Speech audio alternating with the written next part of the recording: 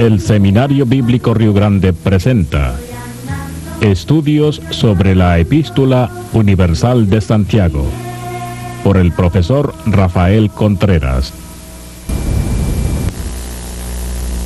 Esta lección se titula ¿Cómo responder a mis pruebas?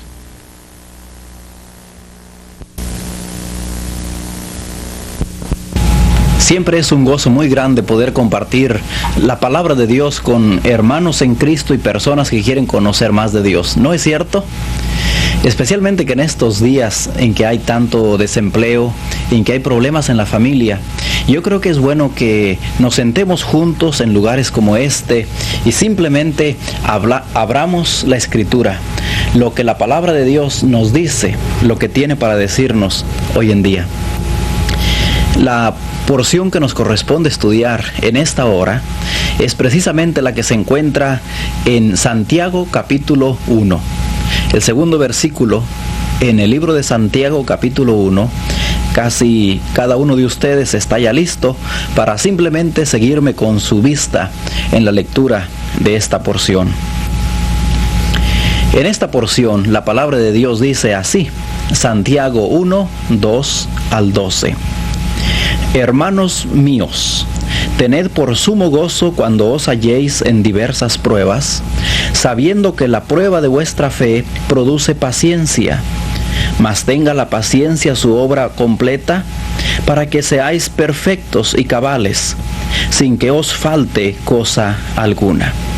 Y si alguno de vosotros tiene falta de sabiduría, pídala a Dios, el cual da a todos abundantemente y sin reproche, y le será dada.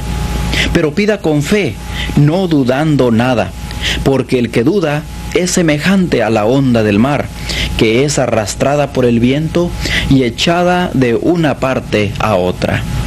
No piense pues quien tal haga, que recibirá cosa alguna del Señor. Ese es el versículo 7.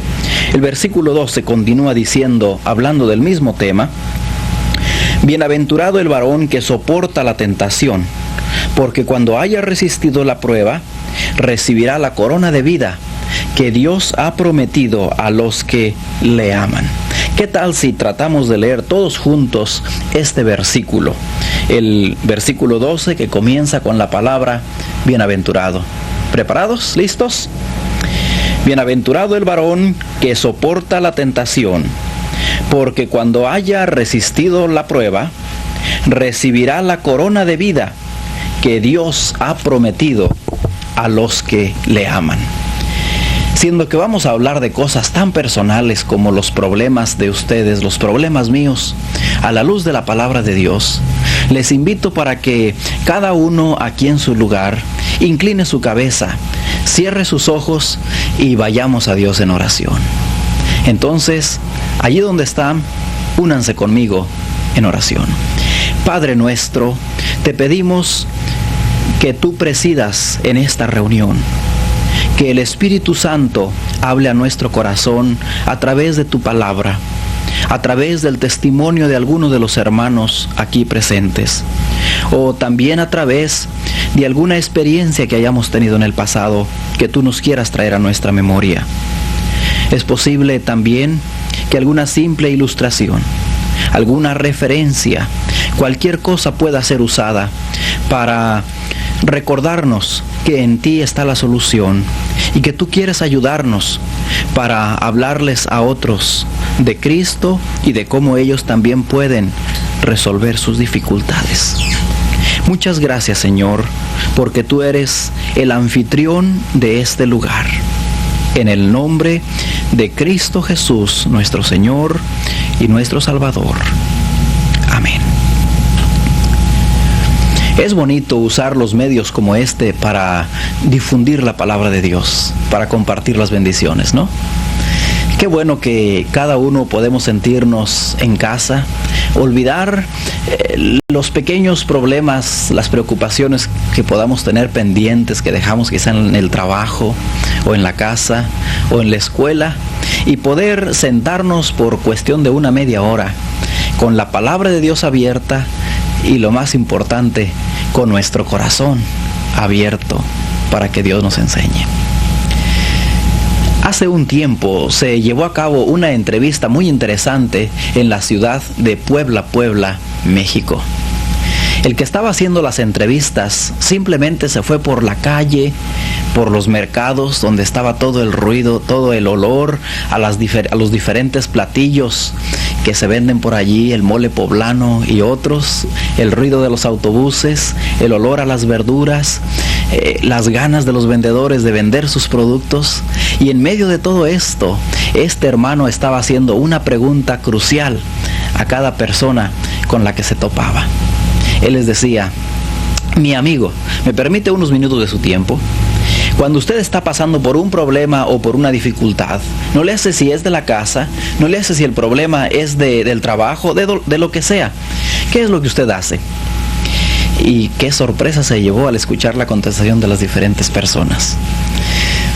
Uno de ellos le dijo: yo cuando tengo dificultades me voy al cine. Otro dijo: pues yo cuando se ponen negras las nubes, cuando hay problemas, me pongo a dormir. Esta es mi manera, eso es lo que él dijo. Otro, con la cara inclinada, con un poco de pena, admitió y dijo: pues yo cuando me peleo con mi señora, voy y me echo unos tragos y me olvido por un tiempo. Pero después de unas horas de andar haciendo esta encuesta, esta investigación, no faltó alguien por allí que le dio una contestación tremenda. Le dijo: cuando yo tengo problemas, abro la palabra de Dios y confío en que allí voy a encontrar la solución. En esta situación, precisamente, se encontraban los hermanos a los cuales Santiago dirige su epístola, su carta. Ellos estaban pasando por persecución de todo tipo. Algo de la persecución era inferida.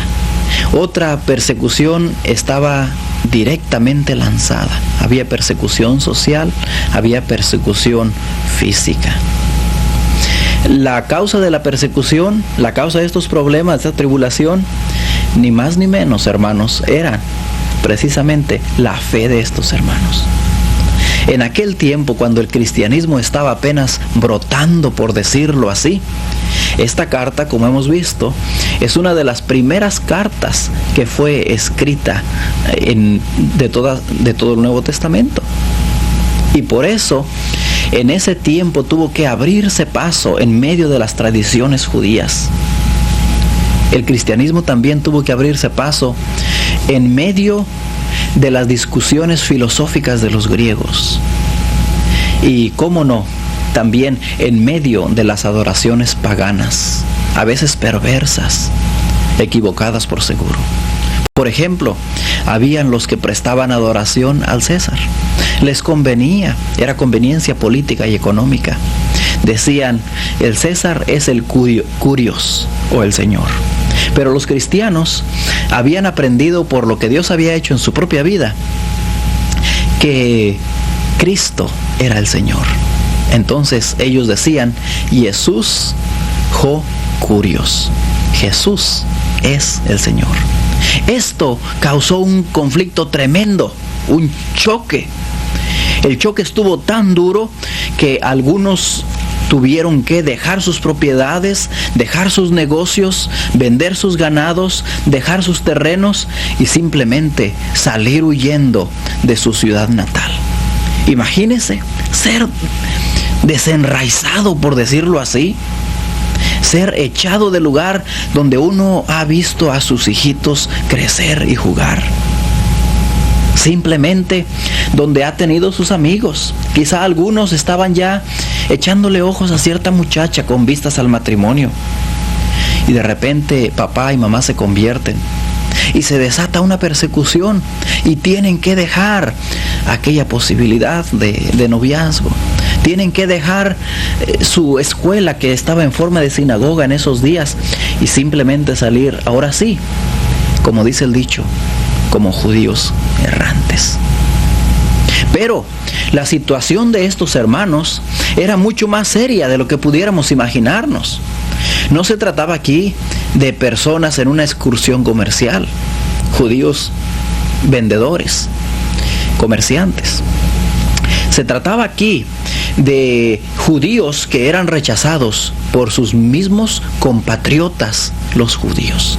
Les llamaban traicionero.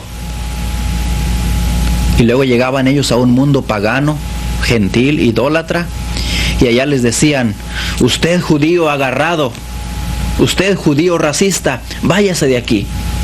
Había los que no le querían vender. En fin, era una situación triste. Era una situación negra. Es posible que sin el conocimiento que el apóstol Santiago les da aquí en este primer capítulo, algunos de ellos simplemente reaccionaban a sus problemas, a sus pruebas, como muchos de nosotros en este lugar. ¿Cuáles son? Quisiera lanzar esta pregunta aquí a los que estamos en este lugar reunidos. ¿Cuáles son algunas de las reacciones comunes cuando los nubarrones de problemas se ciernen en torno a nuestra cabeza? ¿Cuáles son algunas de esas reacciones comunes? Quizá no son tan parecidas a las de la gente en Puebla, que vimos la entrevista, pero una vez yo le pregunté a una de mis clases, allí en donde enseño, cuáles eran las maneras normales, y uno luego me dijo: pues yo me enojo, me lleno de coraje. Cuando hay problemas, dice, yo simplemente le echo la culpa a otras personas, o le echo la culpa a Dios, al fin de cuentas, o a las circunstancias, pero al fin de cuentas es el enojo, el coraje.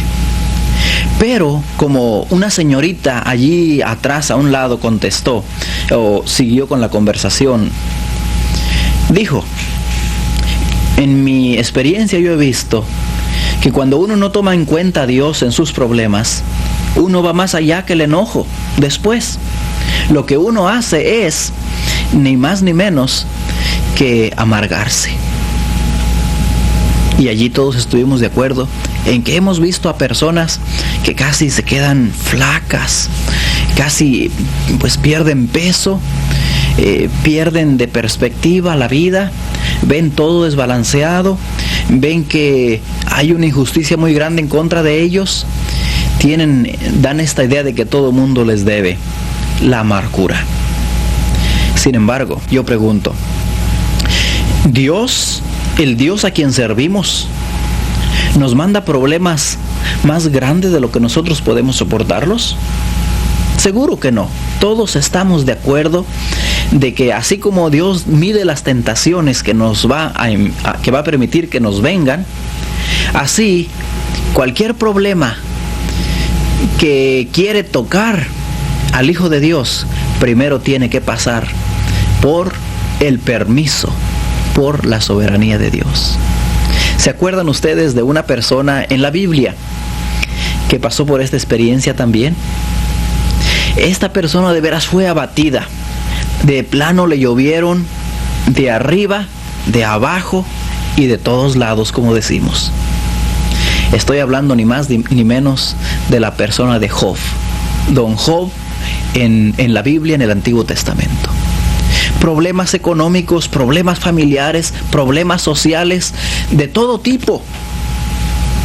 Pero lo importante es que Dios estaba por sobre todo resguardando que el diablo, el enemigo de nuestras almas, no fuera a pasarse de su límite. Así que en el caso nuestro, de nosotros los cristianos, hay veces que la vemos muy de cerca. Pero recordemos, Dios siempre tiene la solución si nosotros tenemos la actitud correcta. Veremos cuál es esta actitud después de considerar otras maneras futiles o soluciones mundanas, recursos humanísticos que no toman en cuenta a Dios. Hay las personas que simplemente son como el avestruz, ¿no? Cuando viene el cazador ahí con su escopeta buscando tamaño animalón, De repente el avestruz encuentra un montículo de arena y mete la cabeza ahí para protegerse. Y cómo no, ahí está dándole en el mero corazón. Y hay personas que se duermen o que se echan sus tragos o que enfocan toda su atención en las telenovelas o simplemente en las revistas que salen cada día. Es más, somos muy conscientes de la popularidad tan grande de una revista mundana que se llama Doctora Corazón. ¿Por qué?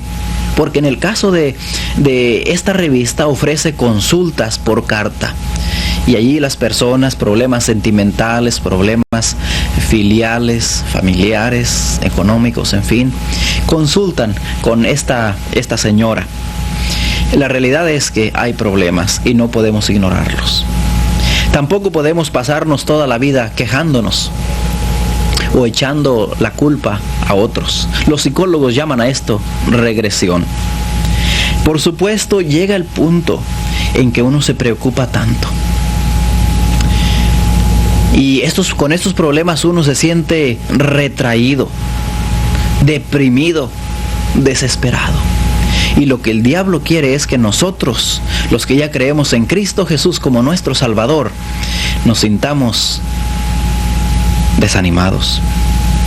Ahora sí que colguemos los guantes, colguemos la toalla, que nos demos por vencido, que digamos: Dios, desde que soy cristiano, las cosas no trabajan para mí. Casi parece que me ha ido peor cada vez.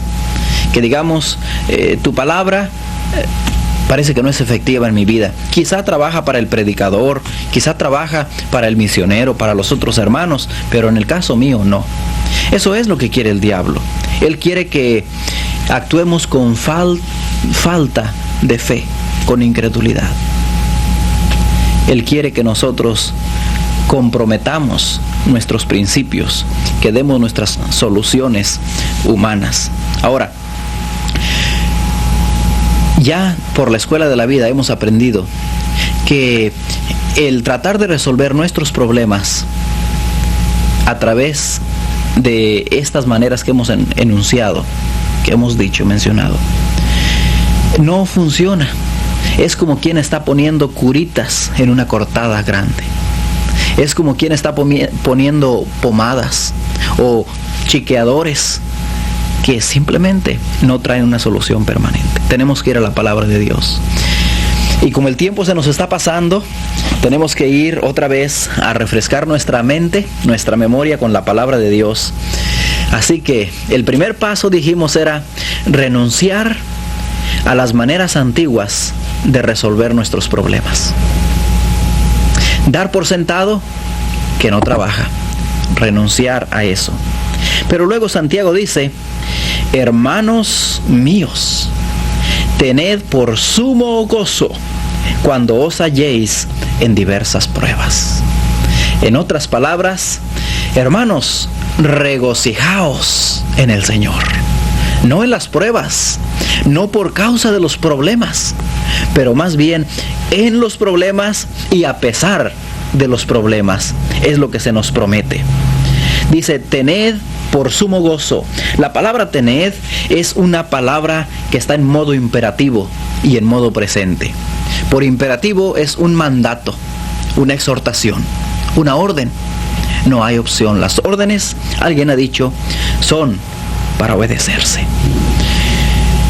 Tened, al estar en el tiempo presente y en la voz activa, está hablando de una acción que uno mismo hace. No es que uno está esperando que le hagan. Uno la hace y la hace ahora y sigue haciéndolo. Es una acción continua. Esta es la orden. Tened por sumo gozo. Sumo gozo quiere decir un gozo supremo. Y más que nada da la idea de un gozo puro. Es como en aquellos días, algunos de ustedes se acordarán cuando hacían rendir la leche, con poner la mitad de leche y la mitad de agua. La idea en el original detrás de estas dos palabras, sumo gozo, quiere decir como leche sin agua, leche pura. En otras palabras, que todavía se le hace nata. Por sumo gozo no podemos estar medio resueltos a resolver nuestros problemas y medio sí. Pensar que nosotros tenemos parte de la solución y que Dios tiene parte de la solución nada más. En otras palabras, convencidos, sin desánimo, sin amargura, sin queja. ¿Cómo se puede?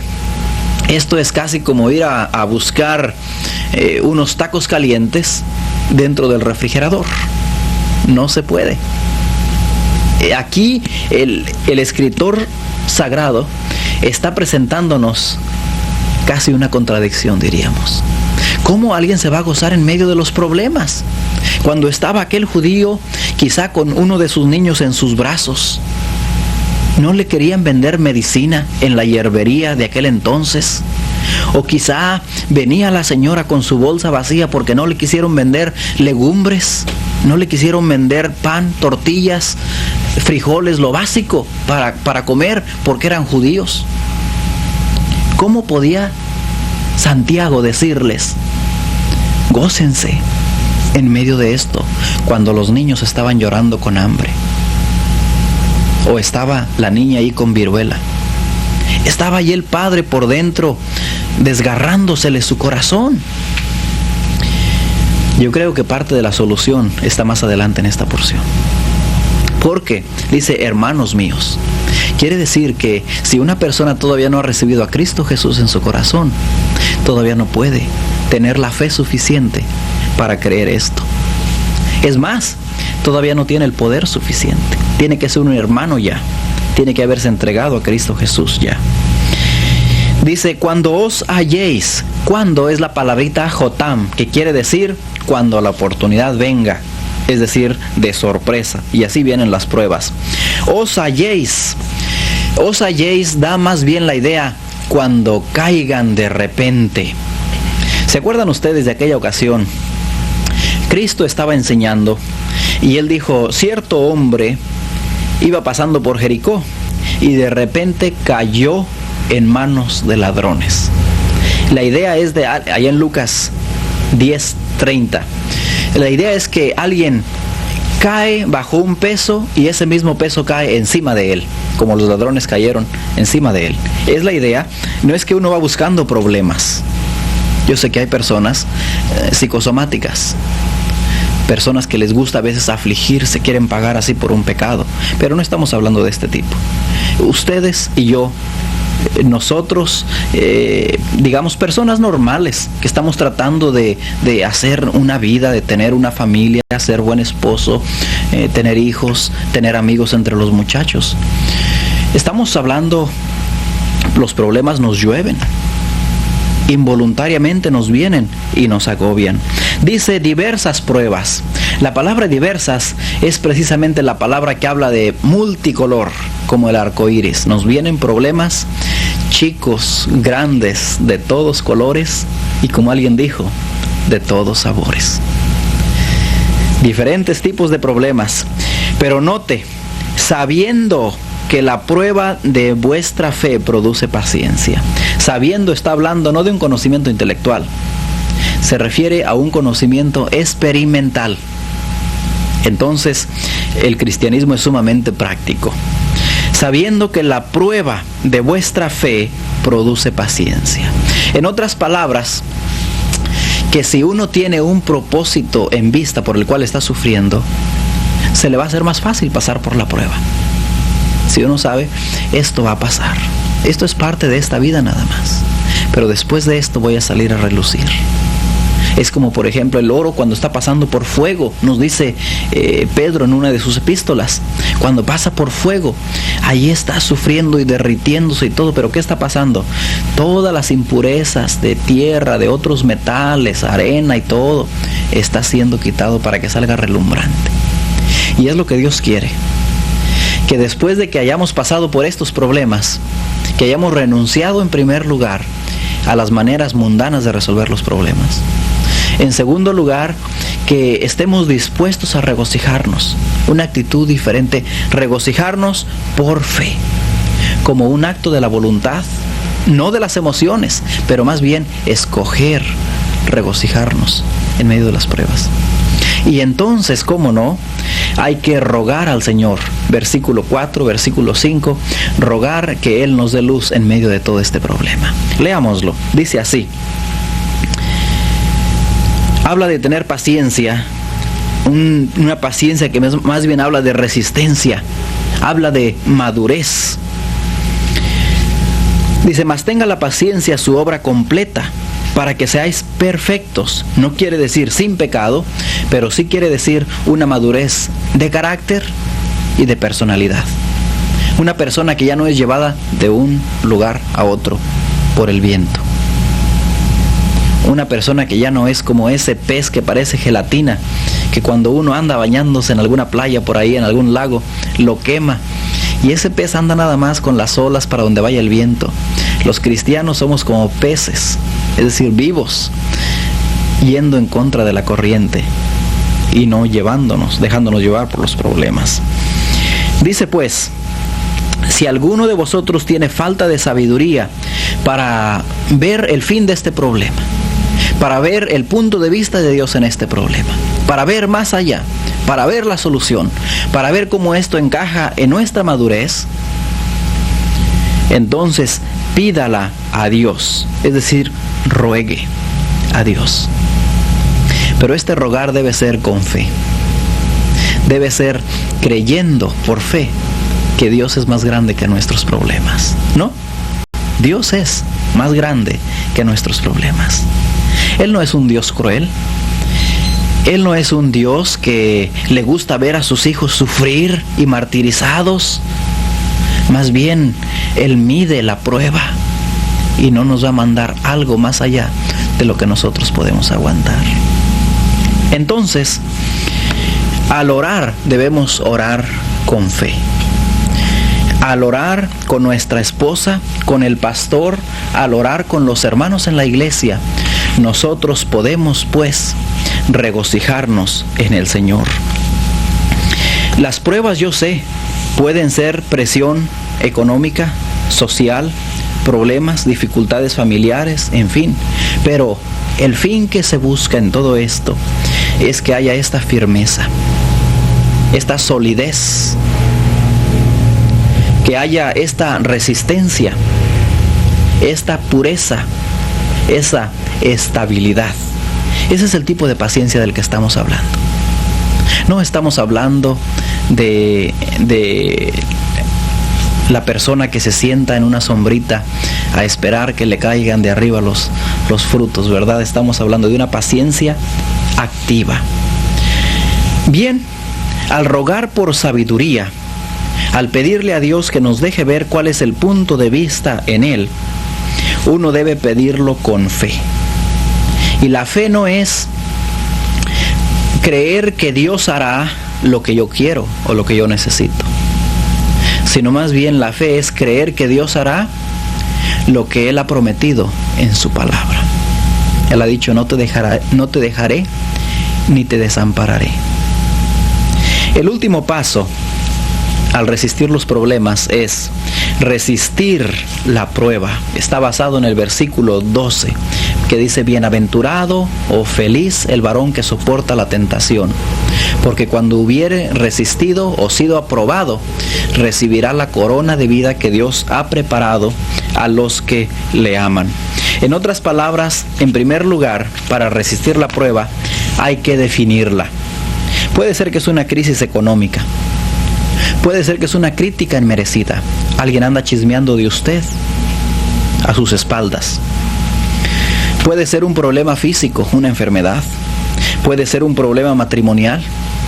Puede ser persecución allí en la universidad o en la escuela. Se burlan de usted porque es cristiano, es cristiana. Puede ser un desastre de la naturaleza. Un conflicto con un compañero de cuarto. O por qué no decirlo, aún quizá hasta un conflicto con nuestro vecino o con un miembro de la iglesia. Tristemente, a veces esto pasa. Entonces hay que descubrir la perspectiva de Dios, pensando, ¿quiénes en la Biblia pasaron por este mismo problema y cómo reaccionaron? Podemos pensar en el pueblo de Israel, podemos pensar en Génesis 22, Abraham, cuando fue pasado por una prueba, si amaba más a Dios o a su hijo. cómo respondió él, la fe que él demostró. Salomón, cuando se le presentó aquella dificultad con aquel niño que él tenía que demostrar su sabiduría como juez. En fin, tenemos que renunciar a las maneras antiguas. Tenemos que regocijarnos por fe como un acto de la voluntad. Tenemos que rogar a Dios que Él nos ayude. Tenemos también que resistir. Y en este resistir, como dije, uno identifica qué tipo de prueba es y luego entonces descubre algo de perspectiva por pensar en aquellos en la Biblia que han respondido bien. Y para finalizar, uno comienza a pensar bíblicamente en este problema. Algo así como estar uno dispuesto a decirle al Señor en nuestro corazón en medio de nuestra situación: me propongo ver esta prueba como una oportunidad para madurar más en Cristo y ser completo en Él, más maduro en Él.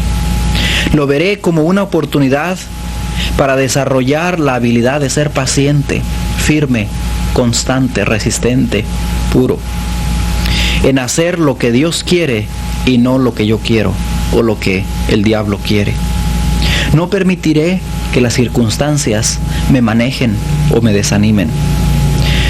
Más bien las miraré como agentes que están apuntando su dedo hacia Dios para que yo ponga mi vista en Él y mi confianza en Él.